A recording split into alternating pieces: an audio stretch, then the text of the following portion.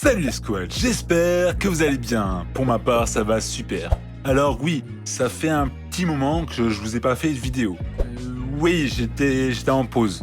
Ouais, une pause de 3 mois. Non, rassurez-vous, la chaîne n'est pas morte. D'ailleurs, vous inquiétez pas, j'ai de nouveaux projets et j'espère sincèrement qu'ils vous plairont.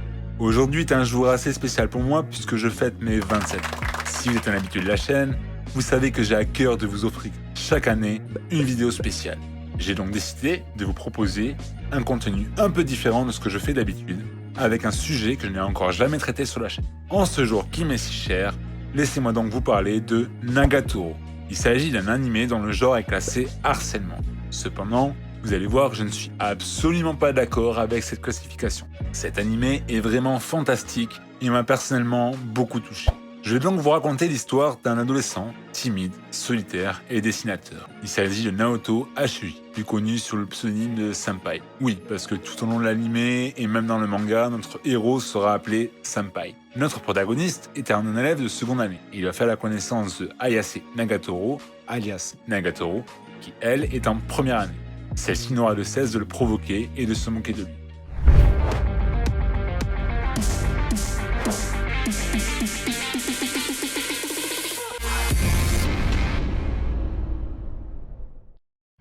Arrête de me chauffer, Nagatoro est un shoujo écrit et illustré par Nanashi 776. Il est prépublié depuis le 1er novembre 2013 sur l'application mobile de la Kodansha, le magazine Pocket, puis rassemblé à ce jour en 12 volumes Tokobun, publiés par Kodansha.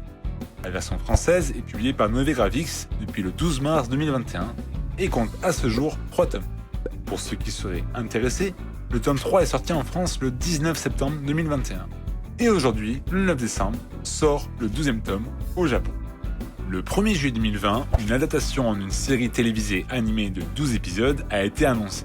Cette dernière est diffusée entre le 12 avril et le 27 juin 2021 sur plusieurs chaînes japonaises, dont Tokyo BFM, sur Crunchyroll en simulcast dans le monde entier, et également sur la plateforme ADN en France. Sumire Yoseka, la seiyuu de Nagatoro, se charge d'interpréter l'opening et l'ending et sera aidé pour l'ending par les seiyuu de Gamo, Yoshi et Sakura, les 3 amis de son personnage. Notons par ailleurs qu'une version 8 bits de cet ending a été créée et utilisée pour un épisode spécial. L'anime est présenté sous un format épisodique qui donne un rythme sympathique et chaleureux et montre une réelle progression entre les personnages. Une 2e saison a été annoncée, mais n'avons malheureusement pas encore de date. Nous avons seulement eu droit à une affiche promotionnelle. Cet animé réunit les thèmes de la comédie, de la romance, du harcèlement et du slice of life. Le manga est aussi classé dans la catégorie harcèlement. Cependant, je ne suis absolument pas d'accord avec cette catégorisation.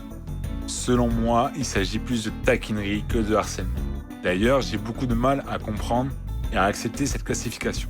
Il n'y a que dans le premier épisode que l'on peut éventuellement parler de harcèlement. Cela dit, même si Senpai finira en pleurs après les actes de Nagatoro, celle-ci lui présentera ses excuses et lui offrira un mouchoir avant de s'en aller.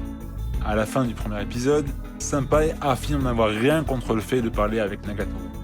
De plus, Senpai a subi du vrai harcèlement étant plus jeune. Donc ce que lui fait subir Aya, ça va mettre plus malaise qu'autre chose. Mais c'est d'ailleurs depuis sa rencontre avec Nagatoro qu'il commence réellement à s'ouvrir aux autres. A noter que Nagatoro montre tout de même un certain respect envers notre protagoniste, puisqu'elle appelle Senpai.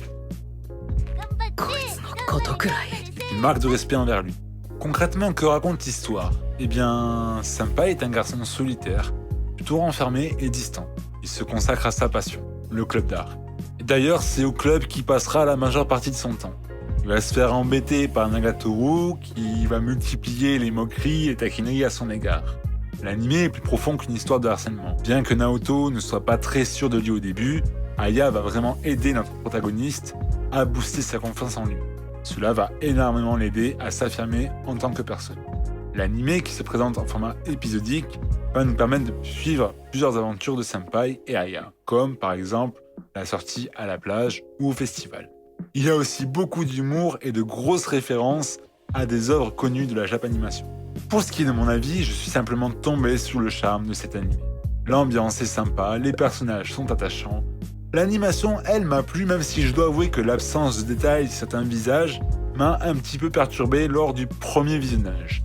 J'aime beaucoup la relation entre Senpai et Aya car, malgré ses taquineries, elle montre un attachement et également ne supporte pas que ses amis s'en prennent à lui.